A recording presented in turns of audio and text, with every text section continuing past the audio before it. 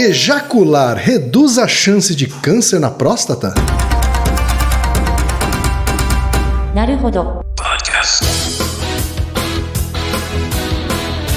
Bem-vindo ao Naruhodo, podcast para quem tem fome de aprender. Eu sou Ken Fujioka. Eu sou Altair de Souza. E hoje é dia de quê?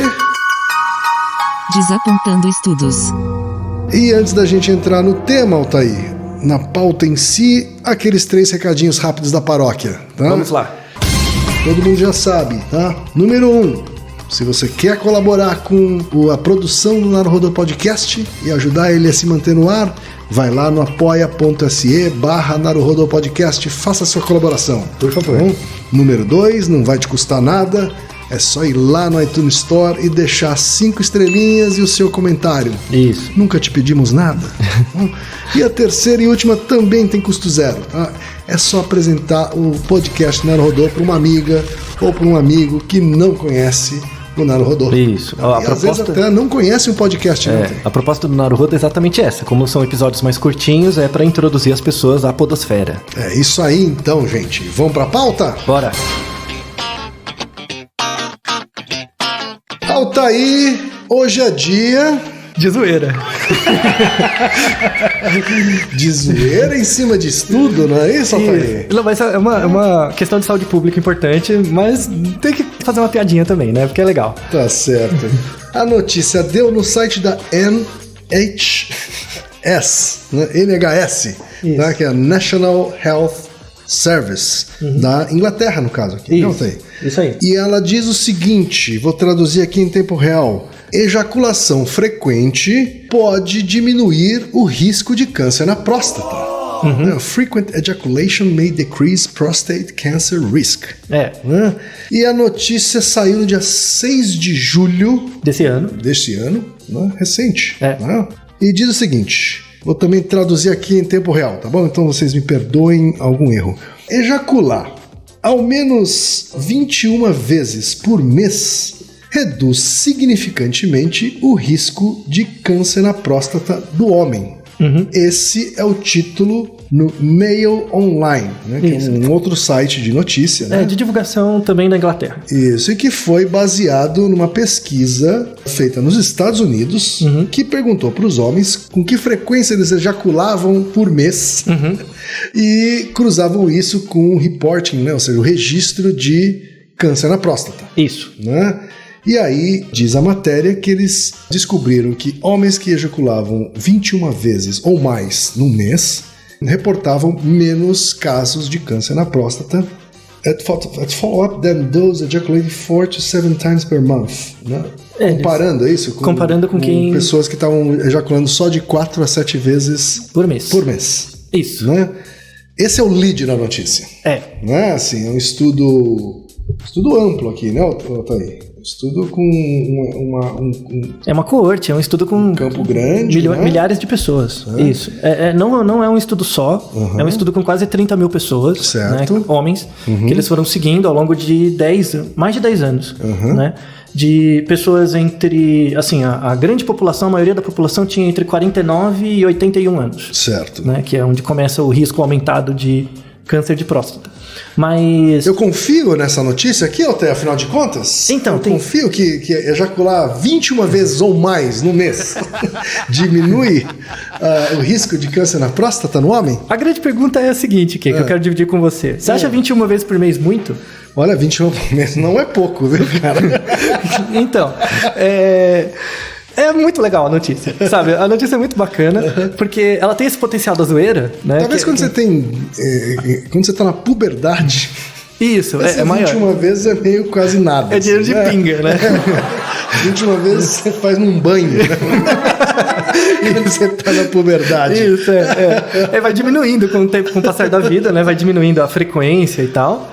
Em geral, porque você entra na vida reprodutiva, então algumas dessas vezes você faz na companhia de algo ou alguém, né? E posteriormente vai diminuindo também por conta da idade, enfim, né? E porque você começa a fazer outras coisas de adulto, assim, né? Isso, você começa a viver, né? Basicamente. Tinha aquela piada que diz que, assim, que ficar fazendo sexo é coisa de adolescente, né? Adulto mesmo gasta tempo indo na Leroy Merlin. É verdade. verdade. É, felicidade não é da alma, felicidade é pagar um boleto, né? É ter dinheiro pra pagar um boleto. Apesar da zoeira, isso tem um fundo de verdade razoável mesmo. Você diminui a quantidade e aumenta a qualidade, entre aspas ainda. E aí varia da sua história de vida. Mas enfim, considerando que a amostra é entre pessoas de 46 a 81 anos, 21 vezes por mês não é pouco. Tá? Considerando essa faixa etária. Né? Não, realmente não é pouco. E não foi um estudo apenas, né? Na verdade, esse site comenta esse último estudo que foi publicado em 2016, né? Mas a Sociedade de Urologia, os urologistas e outros pesquisadores dessa área já têm artigos desde 2003. Então, você tem um artigo, por exemplo, verificando a associação entre frequência de ejaculação e um menor risco para câncer de próstata. O primeiro artigo ele surgiu em 2003, o segundo também em 2004, logo depois, um em 2008 e depois um outro em 2016. Tá? Todos com uma quantidade de pessoas com mais de 10 mil pessoas, né? Desses artigos, um deles foi na Inglaterra, 2 nos Estados Unidos e um na Austrália. Aqui no Brasil a gente não... é possível coletar os dados, mas ainda não tem um artigo descrevendo isso apropriadamente. Certo. Esse artigo de 2016, que eu li detidamente, é um artigo muito bem feito. Tá? Porque, na verdade, assim, esse cast tem 2 partes. A primeira é mostrar essa associação, porque ela é interessante, do ponto de vista não só da zoeira, quanto da explicação formal. E também mostrar uma coisa da divulgação científica, que é o headline mesmo, né? A chamada. Porque ejacular mais diminui o risco de câncer, né? As pessoas tendem a imaginar que as coisas são unidimensionais. Então, uma coisa causa a outra. Né? E isso, o jornalismo ajuda a publicizar de uma forma errada. Só que o artigo real, né, que publicou isso, teve um cuidado muito grande para mostrar que não é só isso. Então, por exemplo... Não é uma coisa tão reta assim, né? Não é direta. Não é A leva B e acabou, né? Na verdade, você tem um conjunto de fatores que acontecem ao mesmo tempo. Vocês podem ver isso, procurar na internet. Por exemplo, você pode procurar 2 notícias na mesma semana. Café causa câncer e café reduz câncer. Né? Porque depende do desenho do estudo, como o estudo foi colocado, qual é a população, quais são as variáveis de controle que você avaliou, né? Quanto é o consumo de café, que tipo de câncer. Isso não aparece nas notícias, né, na divulgação. E especialmente no título não aparece mesmo. Assim. Então, porque é meio clickbait, assim, né? Então não faz sentido, né? Isso gera um desserviço, sabe? Você colocar esses headlines. Essa é a típica notícia que a pessoa lê no Facebook ou no Twitter ou em algum lugar, retuita, mas não lê. Sendo que o interessante é de fato você ler o artigo. O artigo é muito bom. Muito bom. Por quê? Aí é o segundo ponto, né? Que é falar sobre o câncer de próstata, né? Na Inglaterra, é a maior causa de morte em homens. De 40 a 80 anos. A maior. No Brasil não é a maior, né? Mas é importante, né? Muito. Não, no Brasil acho que é a terceira maior causa de morte, né? Junto com doença cardiovascular e tal, que é a mais frequente aí, em geral mesmo. Fora as doenças decorrentes da obesidade, né? Ou de problema de diabetes e tal... a causa mais frequente é câncer de próstata. Então, câncer de próstata está para o homem, assim como o câncer de mama está para a mulher. Então, e, em geral, as mulheres se cuidam melhor, fazem mamografia mais cedo. Se cuidam melhor como no geral. Em geral. Vão no médico. Isso. Procuram mais informação, enfim. E os homens negligenciam isso. E o câncer de próstata ele tem algumas características, que ele é um câncer, em geral, quando acontece... quando chega numa fase um pouquinho mais avançada, fase 2, 3, ele é um câncer altamente agressivo. Então, ele espalha rápido. Então, o diagnóstico precoce ajuda bastante. Tá? Então, esse cast, além da zoeira, ele tem esse papel. Né? Vale a pena falar que... Tudo bem. Então, você ejacular diminui o risco de câncer de próstata? Sim. Tá? Mas o que aumenta a chance de risco de próstata? Né? Quais são os fatores que aumentam o risco? Né? A idade, eventualmente a idade, né? É um fator. Obviamente o fato de você ser homem, né? IMC aumenta, então os mais gordinhos. Cigarro aumenta. Abuso de álcool aumenta. Os velhos vilões de sempre. Assim. Sim, é para quase tudo, né? Então, só que o problema é... O estudo de 2016, ele controlou os resultados para isso. Então, ele queria saber o efeito isolado apenas da ejaculação, na redução dos casos de câncer de próstata. Então, ele fez um modelo, né, que chama modelo de sobrevida, em que ele verificou em pessoas que ejaculavam em certas faixas, né, em certas quantidades, qual é o tempo esperado médio até a pessoa desenvolver câncer. Tá? Então, se eu ejaculo de 4 a 7 vezes por mês, Em quanto tempo eu posso ter o risco de desenvolver câncer? Se eu ejaculo de 7 a 11 vezes, de 11 a 15 vezes, aí até 21 vezes, que era a maior faixa. E aí eles verificaram que quem ejacula mais 21 vezes ou mais por mês tem uma chance menor, né? E aí o interessante é que não se coloca no artigo, né? No artigo não aparece, mas aparece no artigo aparece, mas na divulgação não aparece, é o quanto diminui. Né? Porque uma coisa é diminui 1%. Sim. Então, 21 vezes para diminuir 1%, será que compensa? Né? Então, enfim. Mas na verdade diminui quase 30%. Então, tô vendo aqui, são números sempre expressivos. Isso, né? Diminui 30%. Dependendo do recorte da amostra, o tamanho, 18, né? 20, 26, 30, quer dizer, são números expressivos. Isso, aqui, né? É um estudo populacional, ele serve para você balizar, por exemplo, política pública, né? Mas ele não explica variações individuais. Então, você, por exemplo, o Ken, se ele ejacular 30 vezes por mês ou mais, ele vai ter uma chance menor de ter câncer de próstata? Talvez. Sim, né? talvez. Talvez. Essa chance pode ser maior ou menor, mas vai girar em torno dos 30% de redução de risco. Tô vendo aqui que até uma frequência menor, né? Aquele recorte de homens que ejacularam mais de 13 vezes por mês já tem algum benefício. Assim, tem algum benefício. Existe alguma hipótese do porquê disso? Então, qual é a relação de uma coisa com a outra? Aí é outra coisa. Aqui a gente está falando de causas eficientes. Então, quando eu vejo o comportamento, né, vendo os comportamentos das pessoas, eu vi que pessoas que ejaculam mais têm menos câncer de próstata. Tá? A questão é a causa material e a causa formal. Né? Qual que é o mecanismo por trás disso? Sim. Né? Não se sabe ao certo. Tá? Isso que é o interessante dos estudos epidemiológicos. Eles mostram um padrão populacional que depois o pessoal da pesquisa básica é que precisa se investigar isso. Vai tentar descobrir. O porquê das coisas, né? Isso. Então, primeiro se descobre o quê. E depois é o porquê e o como, né?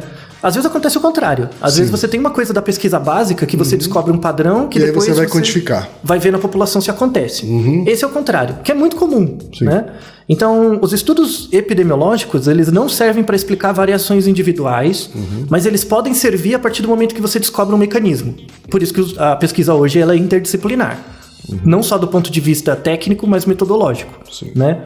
E aí a gente fala do aspecto mais técnico. A gente, apesar de não estar claro ainda, a gente pode dar umas informações legais sobre a próstata. Enfim, né? Pra quem não pode ajudar a desenhar algumas hipóteses. Isso, é o que o pessoal fica confabulando. Então você tem o pênis, o xixi sai por um canal, né? Esse canal chama uretra, e ela sai da ponta do pênis até a sua bexiga. É um canalzinho, né? Esse canalzinho, no meio dele, né, tem uma bolinha que envolve ele. Sabe quando você pega uma mangueira de água de jardim e você, sei lá, coloca um elástico em volta ou alguma coisa que protege essa mangueira? É mais ou menos a próstata. É uma coisa que fica em volta de uma mangueira, né? Isso tem uma importância, né? A próstata tem uma importância. A grande importância dela, assim, do ponto de vista de mecanismo, ela é importante para criação do sêmen, né? Então, o testículo produz o espermatozoide lá, tem os processos disso. Quando você está quase ejaculando, o testículo produz uma substância que tem os espermatozoides. Só que a próstata, ela produz aquele líquido, por isso que o sêmen é branco. Ele tem aquela textura meio que pegajosa e densa. Essa parte branca e densa é produzida pela próstata. Certo. Tá?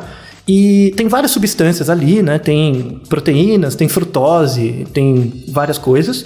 Mas uma das substâncias mais importantes é uma chamada PSA. Tá? Que é uma substância específica, é um ácido específico da próstata baseado em fosfatase. É uma fosfatase, é um tipo de fosfatase. Tá? Quando você tem câncer de próstata, esse PSA ele é aumentado. Ele tem um valor aumentado. Tá? Então, para você detectar se você tem câncer de próstata ou não, que é uma magninização das células daquela região, né, da próstata, porque em geral ela é muito ativa, né, ela está sempre trabalhando, então ela está sempre em reprodução celular e eventualmente pode dar um ruim e surgir um câncer. Tá? Por isso o médico pede aquela contagem de PSA nos exames. Isso. Só que o PSA, ele é bom e ruim. Ele tem um problema, porque o PSA ele não é um teste muito bom para você aplicar na população toda. Por quê? Porque vários outros eventos podem aumentar o PSA e não ser câncer. Então você gera comoção às vezes por nada. Tá? E por isso o fatídico toque. Isso, por isso que você próstata. O toque retal. Continua sendo o melhor teste. O melhor teste. Porque o que acontece? Quando a próstata tá alterada, ela começa a crescer, ela fica maior. Imagina uma coisa em torno de uma mangueira. Ela vai esmagar a mangueira, né? Aí qual que é o primeiro, entre aspas, sintoma? O cara vai fazer xixi e não consegue direito, a vazão é meio ruim, né? O cara fica com sensação de que ele não acabou de fazer xixi, sim, ou com a sensação de que a bexiga dele não esvaziou completamente. É horrível essa sensação. Eu tive essa sensação quando eu fiz a cirurgia de pedra no rim. Ah, você teve pedra no rim. Pedra no rim.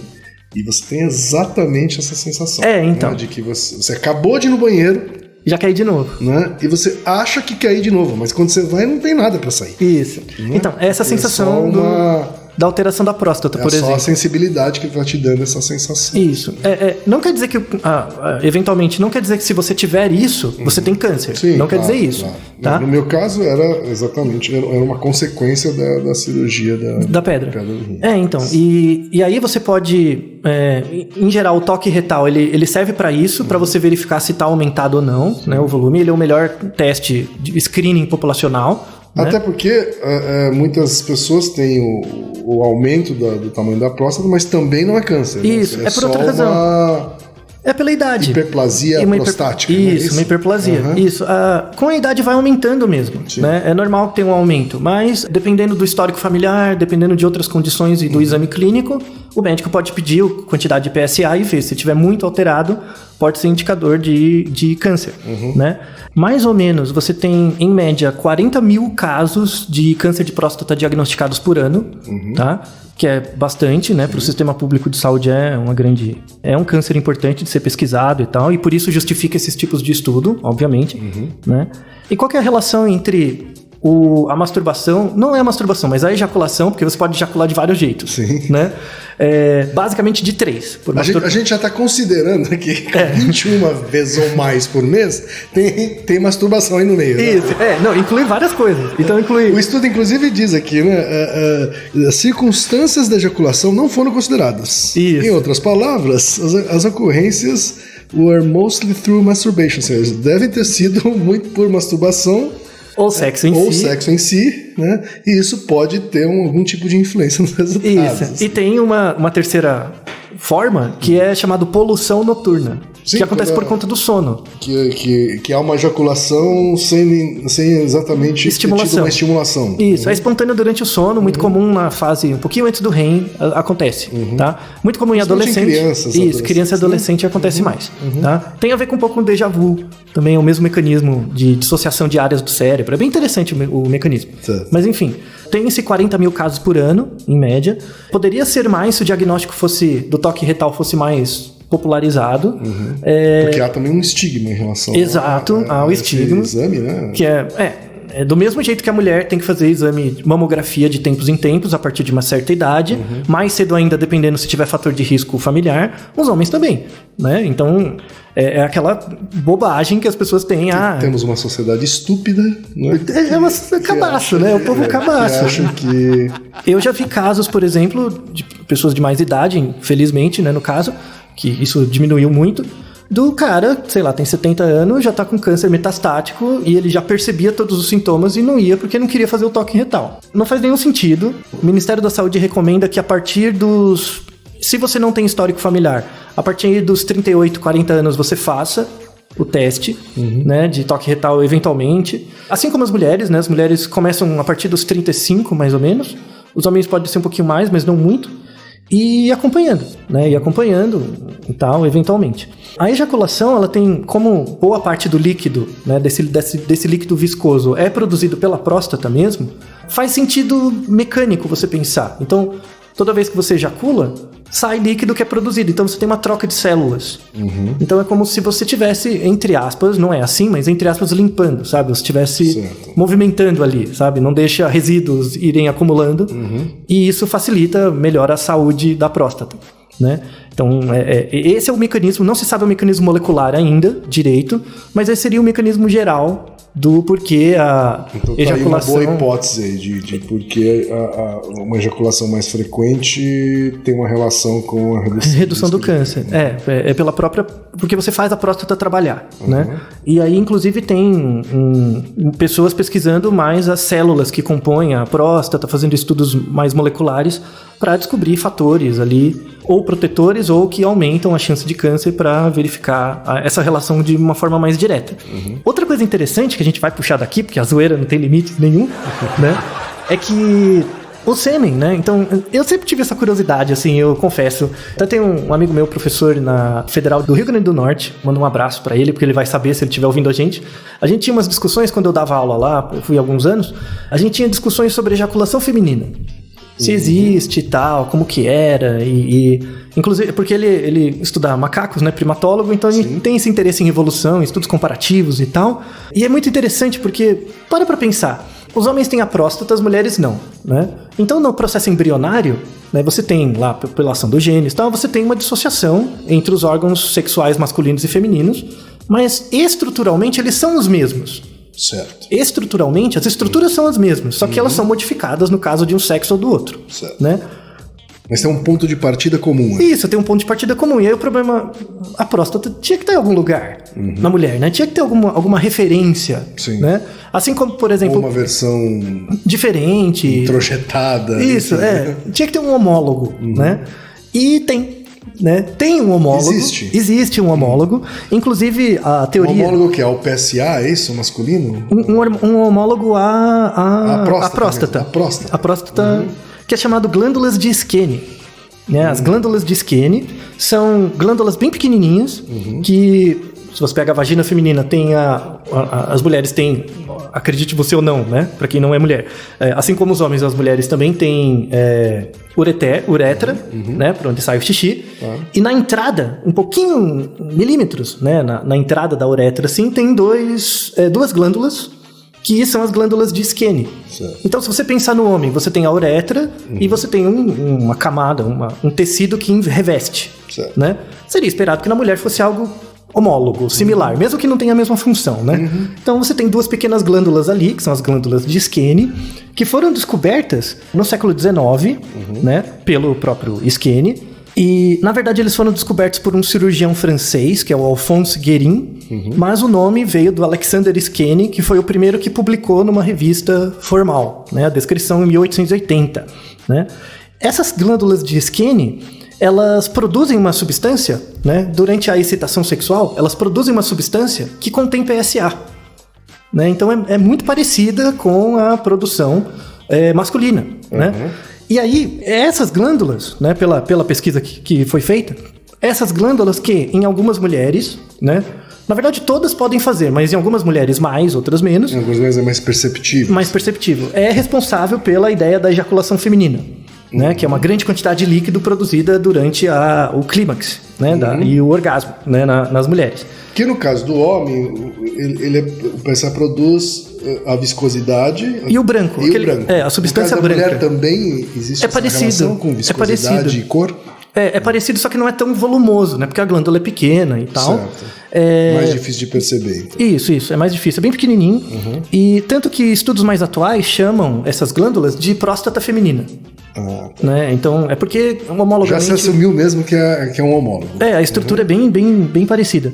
E aí, dada a estimulação e tal, tem um padrão pra isso, mulheres ejaculam nesse sentido, mas não assim, você vê, sei lá, tem esses filmes aí que mostram que não é um chafariz também, né? Quando a mulher jorra. Isso, não é assim, tá? Não é, sei lá, uma mangueira de bombeiro, sabe? Não é um negócio assim, tá? Mas ejacula muito mais, assim, a quantidade de líquido é muito maior e tal, e a produção é por causa dessa glândula. Se achava no passado até recente que era urina, né, que era produzida pela bexiga, saía pela bexiga, achava que era a urina.